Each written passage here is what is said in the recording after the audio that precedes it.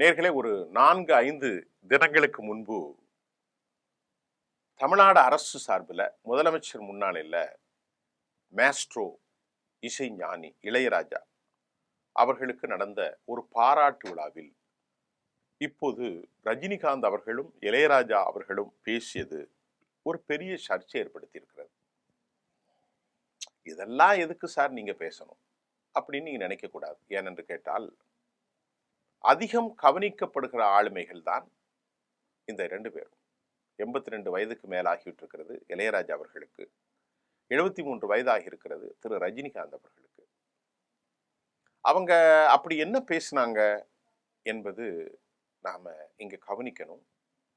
அது அந்த பேசப்பட்டதால் என்ன விளைவுகள் ஏற்பட்டிருக்கிறது என்ற கேள்வியும் இன்றைக்கு இளையராஜாவும் முதலமைச்சர் திரு ஸ்டாலின் அவர்களை அவையிலே வைத்துக்கொண்டு அவர்கள் பேசியது மகளிர் அமைப்புகளையும் எதிர்கட்சிகள் அனைவரும் கண்டனம் தெரிவிக்கும் ஒரு லெவலுக்கு இது ஒரு ஹாட் டாக்கா போயிட்டு இருக்கு.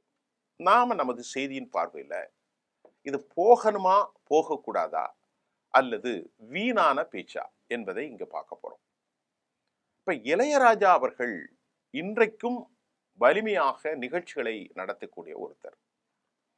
அவர் ஒரு சிறந்த பக்தராக, ஆன்மீகவாதியாக, அவர் தேவாரம், திருவாசகம், இப்படி கொல்லூர் மூகாம்பிகா கோயிலுக்கு சென்று 4.5 கோடிக்கு ஒரு பெரிய வைர தொங்குட்டாம் நெக்லஸ் கிரீடத்தெல்லாம் அம்பாளுக்கு அர்ப்பணம் செய்தார். அப்படிப்பட்ட ஒருவர் உண்மையிலேயே ஒரு நேரத்தில் பேசும்போது, நான் உடல்நிலை சரியில்லாமல் இருந்தேன், என்னை காப்பாற்றியது கடவுள்தான் என்றெல்லாம் ஒரு ஆன்மீகத்தை பேசுவராக நாம் பார்க்கப்படுகிற இந்த இளையராஜா தற்போது பேசியது சரியா?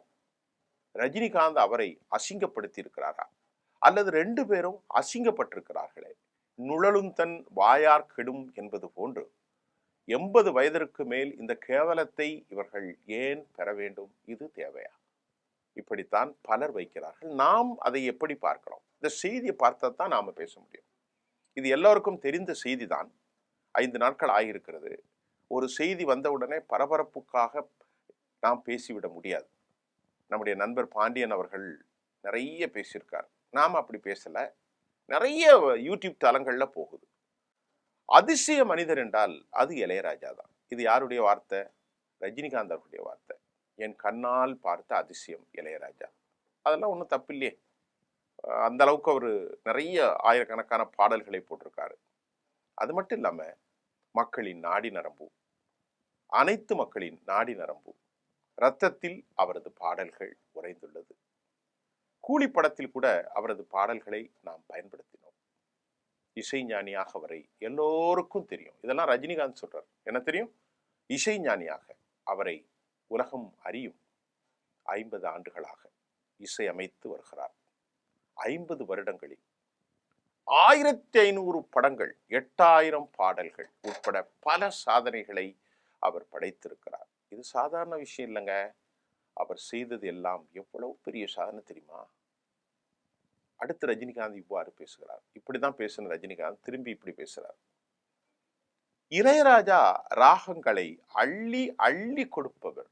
பல ராகங்கள், பல விஷயங்களை கொடுக்கக்கூடியவர் தான் இசை ஞானி இளையராஜா. சொல்லிட்டு ரஜினி சொல்றாரு, பூவனா ஒரு கேள்விக்குறி படத்தின் போது நான் முதல்ல இளையராஜாவை பார்த்த போது அவர் டிப்டாப்பா இன் பண்ணி கிராப் வைத்திருந்தார். இது முதலில் நான் அவரை பார்க்க போது பூவனா ஒரு கேள்விக்குறி படத்தில், இது 1974களுக்கு பின்பு வந்த படம் நினைக்கிறேன். அதுக்கு பிறகு சில நாட்கள் கழித்து நான் அவரை பார்த்தபோது மொட்டை அடித்து விபூதி வைத்து ஜிப்பா அணிந்து சாமி மாதிரி இருந்தார். ரஜினிகாந்த் இவ்வாறு தன் நண்பரை பற்றி சொல்கிறார். எப்படி இருந்தார்? பூவனா ஒரு கேள்விக்குறிவில் இன் செய்து டிப்டாப் இளைஞராக இருந்த திரு இளையராஜா சில நாட்களில் பார்க்கின்ற போது மொட்டை அடித்து விபூதி வைத்து ஜிப்பா அணிந்து சாமியார் மாதிரி சாமி மாதிரி இருந்தார். அப்போதே நான் அவரை சாமி என்று தான் அழைத்தேன். அதற்கு பிறகு இத்தனை ஆண்டுகளாம், கிட்டத்தட்ட 50 வருஷம் தாண்டிட்டு அவரை சாமி என்றுதான் நான் கூப்பிடுவேன். இவரெல்லாம் தன் நண்பரை புகழாரம் சூட்டுறார் திரு ரஜினிகாந்த் அவர்கள். புதிய கட்சிகளுக்கும் பழைய கட்சிகளுக்கும் சவால் விடுக்கும் முதல்வர் ஸ்டாலின் இங்க இருக்கிறாங்க. வாங்க 2026 பார்த்து கொள்ளலாம் என்கிறார். அவரது அரசு சிறப்பாக இந்த விழாவை நடத்தியுள்ளது அப்படின்ட்டு ரஜினிகாந்த் போற போக்குல திரு ஸ்டாலினையும் புகழ ஆரம்பிச்சுட்டார். ஏன்னா முதலமைச்சர் அங்க இருக்கார்ல, அப்ப அவரை புகழ்ந்துதானே ஆகணும். நம் உலகம் வேறு. யார் சொல்றா? ரஜினிகாந்த் மறுபடியும் சொல்றார், நம் உலகம் வேறு, இளையராஜாவின் உலகம் வேறு. என்ன உலகம்? நம் உலகம் வேறு, இளையராஜாவின் உலகம் வேறு. அவர் முழுக்க முழுக்க இசை உலகில் இருக்கிறார். எல்லோருக்கும் ஒரே மாதிரிதான் இசை என்று அவர் சொல்வார். ஆனால் கமலஹாசனுக்கு மட்டும் கொஞ்சம் எக்ஸ்ட்ராவா வாசிப்பார். அதெல்லாம் அவர் நகைச்சுவா பேசுறார். இதெல்லாம் யாரும் பெருசா எடுக்க மாட்டாங்க. கமலஹாசனுக்கு மட்டும் கொஞ்சம் நகைச்சுவையாக வாசிப்பார். சகோதரருக்கு சித்தாந்த கண்ணீர், மனைவிக்கு சிந்தாத, அதாவது சகோதரருக்காக சிந்தாத கண்ணீர், மனைவிக்கு சிந்தாத கண்ணீர், மகளுக்கு சிந்தாத கண்ணீர். நண்பர் எஸ்பிபிக்கு இளையராஜா சிந்தியதை நான் அறிவேன். அந்த அளவுக்கு இளையராஜாவுக்கும் எஸ்பிபிக்கும் அவ்வளவு பெரிய நட்பு உண்டு. அவர் பொண்ணு இறந்த போது கூட அவர் அழுகலைங்க இளையராஜா. அவருடைய மனைவி இறந்த போது கூட அவர் உருக்குலைந்து போகவில்லை. ஆனால் எஸ்பிபி கொரோனாவில் இறந்த போது இளையராஜா சிந்திய கண்ணீரை நான் அறிவேன் என்கின்றார் திரு ரஜினிகாந்த். இளையராஜா பார்க்காத வெற்றிகள் இல்லைங்க. ஆனா ஒருவருக்கு தொடர்ந்து வெற்றிகள் மட்டுமே கிடைக்கக்கூடாது.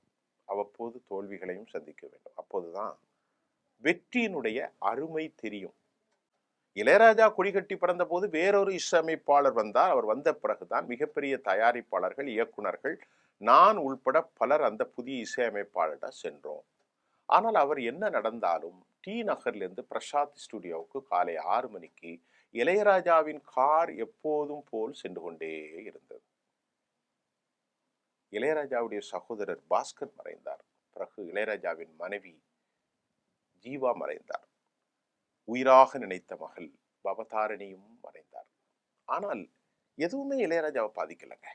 எந்த சலனமும் இல்லாமல் இசையமைத்துக் கொண்டிருந்தார். 82 வயதிலும் சிம்போனி இசையில அரங்கேற்றம் செய்தார். இளையராஜாவுடைய உலகம் வேறங்க. அதனால்தான் அவரை இன்கிரெடிபிள் இளையராஜா என்று சொல்கிறோம். ரஜினியுடைய பேச்சு தான் நான் இப்போ பேசிக்கிட்டு இருக்கேன். இளையராஜாவுக்கு இருக்கும் திமுறை யாரும் கேள்வி கேட்க முடியாது. அதற்கு தகுதியான ஆள் அவர் தான். இப்பதான் பிரச்சனை வருது. இவ்வளவு பிரச்சனையே ஒன்றும் இல்லை. இளையராஜாவை பத்தி நல்லா பேசி, இளையராஜாவை பத்தி உயர்ந்து, இளையராஜாவுடைய நிலைமைகள்லாம் பேசிட்டு இப்ப சொல்றாரு, ரஜினிகாந்த் வழக்கமான ஒரு கலகலப்பான ஒரு சிரித்துட்டு, இளையராஜா பீர் குடிச்சிட்டு போட்ட ஆட்டத்தை உங்களுக்கு சொல்லவா? வழக்கம் போல் கலகலவினர் சிரித்த ரஜினிகாந்த் இளையராஜாவை பத்தி, அதாவது ஜானிங்கிற ஒரு படத்தின் போது பழைய சம்பவத்தை ரஜினிகாந்த் குறிப்பிட்டு காட்டுறார். அதுல தானும் மகேந்திரனும் இளையராஜாவும் குடிப்பதை குறித்து அவர் பேசி விழாவை கலகலப்பாக்கினார். பழைய சம்பவம், 50 ஆண்டுகளுக்கு முன்பு இவர்கள் குடித்திருக்கிறார்கள், ஜல்சா பண்ணியிருக்கிறார்கள். இந்த விஷயத்தை 50 வருஷத்திற்கு பிறகு இளையராஜாவை வைத்துக்கொண்டு, முதலமைச்சரை வைத்துக்கொண்டு ரஜினிகாந்த் ஒரு பெரிய மனுஷன் ஏன் பேசணும்? 73 வயது. இப்ப இந்த விழாவுக்கு முன்னாடி ரஜினிகாந்த் இளையராஜாவுக்கு போன் பண்ணாராம். அதாவது ஜானி என்ற படத்தின் போது நடந்த பழைய சம்பவம் நான் ஏற்கனவே சொல்லிட்டு ரஜினிகாந்த் 2 நாட்களுக்கு முன்பு இளையராஜாவுக்கு போன் பண்ணி, சாமி நாம ஒரு 50 வருஷத்துக்கு முன்னாடி தண்ணி அடிச்சோமே, அந்த மாதிரி இதெல்லாம் நான் சொல்ல போறேன் முதலமைச்சர் மீட்டிங்ல அப்படின்னு சொன்னோன்னா, நாம 3 பேரும் சேர்ந்து குடிச்சோமே, நீங்க அரை பாட்டில குடிச்சு அலப்பறை பண்ணீங்களே, அரை பாட்டில் பீரை குடிச்சிட்டு நீ டான்ஸ் ஆனீங்களே இளையராஜா, இதெல்லாம் நான் சொல்லட்டுமா அப்படின்னு சொன்னாராம். உடனே இளையராஜா சொன்னாராம், சாமியார் முற்றும் துறந்தவர், சொல்லுங்களேன், சொல்லுங்க ரஜினிகாந்த், இதெல்லாம் பத்தி ஒண்ணு இல்லையேன்னு சொன்னாராம். உடனே ரஜினிகாந்த் எழுந்து வந்து தனக்கு குறித்தான அந்த ஹஹஹ என்ற சிரிப்போடு அவர் எழுந்து வந்து இந்த கதைகளை சொன்னார். இப்போதான் இளையராஜா மீது வாதம் இருக்கலாம், ஆனால் தனிமனித தாக்குதல் இருக்கக்கூடாது. நீதி, நியாயம், கடின உழைப்பு அனைத்தும் உங்கள் பக்கம் வந்துவிடும். அதைத்தான் இளையராஜா செஞ்சார். ரஜினிகாந்த் சொல்றாரு, இளையராஜாவிற்கு இல்லாத திமிரு வேற யாருக்கு இருக்கும்? அதை வேற யாரும் ஒத்துக்கொள்வார்களா? அவர் தகுதியானவர். கமலஹாசன் 4 வரியை பாடினதும் நான் இவ்வளவு பேசுனதும் ஒன்றுதான். இசையின் பவர் இளையராஜா சுயசரிதை பார்க்க பார்க்க ஆவலாக இருக்கிறேன். என்னை விட்டால் நானே திரைக்கதை எழுதி விடுவேன் என்று பேசினார். அவர் பேசும்போது ஞானி படப்பிடிப்பில் நடந்த குடி, மது, மகேந்திரன் இதையெல்லாம் சொல்லியிருக்கிறார். இளையராஜாவிடம் மது அருந்தும்படி சொன்னோம். யார் சொல்றா? ரஜினிகாந்த். இவர் பெரிய யோக்கியர்.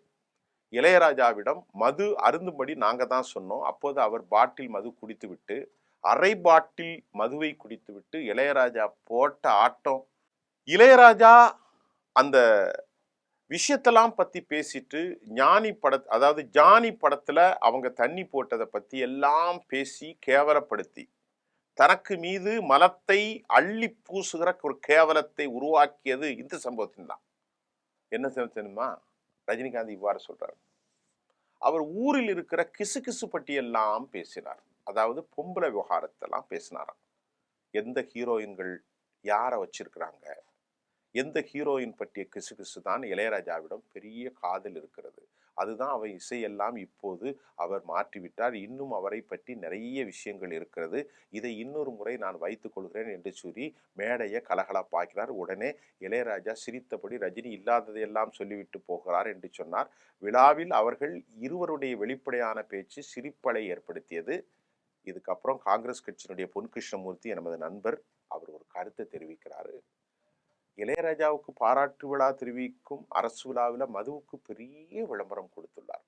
ஒரு மாநிலத்தினுடைய முதல்வர் தனக்காக விழா எடுத்துக் கொண்டிருக்கிற போது இளையராஜா சொல்லிடவா என்று கேட்பதும், கூறுங்கள் என்று ரஜினி சொல்வதும் கொடுமை கொடுமை கொடுமை. ரஜினி மைக்கை பிடித்து இளையராஜாவின் மரியாதையை காற்றில் பறக்க விட்டு விட்டார். நானும் மகேந்திரனும் மது அருந்தினோம். அங்கு வந்த இளையராஜாவிடம் நீங்கள் தண்ணி போடுகிறீர்களா என கேட்டேன். அரைபாட்டில் பீர் குடித்த இளையராஜா விடியார் காலை 3 மணிக்கு பெரிய அலம்பலாட்டமே ஆடிட்டார். சினிமாவில் நடிகைகளை பற்றி ரொம்ப கிசுகிசுகள் பற்றி இளையராஜா கேட்பார். அந்த பேச்சு தான் அவருடைய பாட்டுக்கள் என ரஜினி கூறினார். அவர்கள் இருவர் மீதும் மக்கள் வைத்திருந்த மரியாதையை அவர்களே கேவலப்படுத்தி கொண்டார்கள். மேடை நாகரிகம் என ஒன்று இருக்கிறது என்பதை மறந்தும் திரளாக இப்படி கூடியிருந்தவர்கள் மத்தியில் சினிமா துறைவர்கள் மீது மக்களுக்கு தவறான எண்ணத்தை ஏற்படுத்தி இருக்கிறது என்று என்னுடைய நண்பர் பொன் கிருஷ்ணமூர்த்தி அவங்க சொல்றார். உண்மையிலேயே அவர் 82 வயசுல ஒரு நல்ல மனிதராக பாட்டு, அவர் பாட்டு ரொம்ப கேவலமாக இருக்கும். அது வேற விஷயம். நேற்று ராத்திரி அம்மா அதெல்லாம் நாம சொல்லல, அது அவருடைய கடந்த கால விவகாரம். ரஜினிகாந்த் எப்பவுமே தன்னை குடிகாரர் என்று அழைத்துக் கொள்வதில் அவருக்கு அதிக அலாதி பிரியம். நான் முன்னாலே ஒழுங்கிருந்தா என்னுடைய லிவர் சரியா இருந்திருக்கும், கிட்னி சரியா இருக்குன்னு கூட அண்மையில பேசியிருந்தார். நீங்களும் குடிக்காதீங்கன்னு. அது கூட ஒரு அவேர்னஸ் எடுத்துக்கிடலாம். இன்னைக்கு இளையராஜா பொம்பளை பத்தி பேசுறது, கிசுகிசுப்பு பேசுறது, தண்ணி அடிக்கிறது, இன்னும் பல கதைகள் பெண்டிங்ல இருக்குன்னு சொன்னதை வச்சு இளையராஜாவினுடைய தகுதி என்ன? நடிக்கிறார்கள். உத்தராட்ச கொட்டையும் அல்லது பட்டையும் போட்டுக்கொண்டு தன்னை சாமியாராக காட்டிக்கொள்வது அவருடைய உரிமை. அது அவருடைய மத நம்பிக்கை. அதை நாம் குறை சொல்லவில்லை. ஒரு மனிதன் தவறுக்கு அப்பாற்பட்ட உலகத்தில் எந்த மனிதனும் கிடையாது. தவறு செய்யாத மனிதன் என்று யாராவது இருந்தால் அவன் பெரிய பொய்யன், ஃப்ராடு. இறை தூதர்களே தவறு செய்திருப்பதாக வேதங்கள் எல்லாம் சொல்கிறது. இறை தூதர்களும் தவறு செய்திருக்கிறார்கள். நீ தனி சினிமாக்காரன். பொம்பளையை கைய வைக்கிறது, குடிக்கிறது, ஆட்டம் போடுறது, போதை, இது அந்த அங்கம், சினிமாவின் ஒரு அங்கம். அது கேட்டா இருந்தால் சமூகத்தினுடைய பிரதிபலிப்பு என்று தான் அவர்கள் சொல்வார்கள். ரேப் சீனை பக்காவா இழுக்கணும், அப்பதான் உண்மை. எவ்வளவு கேவலமான காட்டக்கூடியவங்க.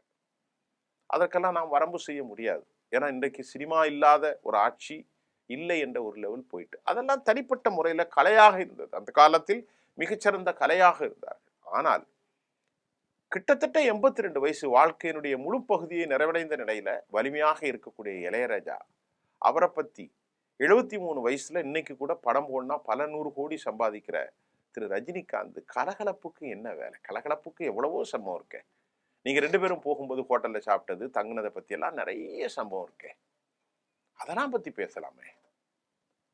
ஒரு படத்தினுடைய கதை எடுத்தது, இசை அமைத்தது, இசையினுடைய பின்னணிகள், அந்த தாக்கம், அதன் பட்ட கஷ்டங்களை பத்தி கலகலப்பா பேசலாமே. தண்ணி போட்டதையும், அடுத்தவன் பொண்டாட்டியை பத்தியும், நடிகையை பத்தியும், அவர்கள் யாரோடு சென்றார்கள் என்பதை பற்றியும் பேசுறதுக்கு என்ன வரம்பு இருக்கு? இதுதான் கடைசியில் பாம்பை தன் இடத்தை காட்டிக்கொள்ள மழைக்காலங்களில் கொக்கரிக்கும் தவளையை போன்று நுழலும் தன் வாயார் கெடும். இப்படித்தான் தான் கடைசி காலத்தில் 2 பேரும் தங்களை கேவலப்படுத்தி கொண்டார்கள். இதனால நீங்க 2 பேரும் அந்த கூட்டத்துல ஹஹான்னு சிரிச்சு நாங்க தண்ணி அடிச்சோம், அரபாட்டலுக்கு அலம்பல் சொன்னாலும் என்ன செய்தி சொல்ல போற? எந்த மெசேஜ் மக்களுக்கு போக போகிறது? வருங்கால தலைவர்கள். அப்ப அந்த இளைஞர்களும் தாங்களும் குடித்து விட்டு நாம ஒரு 70 வயசுல நல்ல பிள்ளையா பேசுன்னு சொல்ல வாரீங்களா? உங்கள் யோக்கியதை எல்லோருக்கும் தெரியுமே. இப்ப இளையராஜாவை ஒரு பொம்பளை பித்தர்னு சொல்லிட்டார், அவ்வளவுதான். இளையராஜா அவருடைய அனுபவம், அவருடைய பேச்சு தான் இந்த பாடல்கள், அந்த இசை என்று சொல்லிவிட்டார். அதோடு நிறுத்தலங்க, அவர் சொன்னதே தான் நான் அப்படியே சொல்லியிருக்கிறேன். அதோடு என்ன சொல்லியிருக்கிறார்? இன்னும் நிறைய கதைகள் இருக்கிறது. நடிகைகளுடைய கிசுகிசு இவர் சொல்றார். நடிகைகளுடைய கிசுகிசு போத இன்னும் நிறைய விஷயம் இருக்கு. அதனுடைய முழு வடிவம் தான் அவரது இசை என தமிழ்நாடு முழுவதும் அதிர்ச்சியில் ஆழ்ந்திருக்கிறது என்பதுதான் உண்மை. மீண்டும் இது போன்ற சமூக செய்திகளை உங்களுக்கு தர காத்திருக்கிறேன். நன்றி.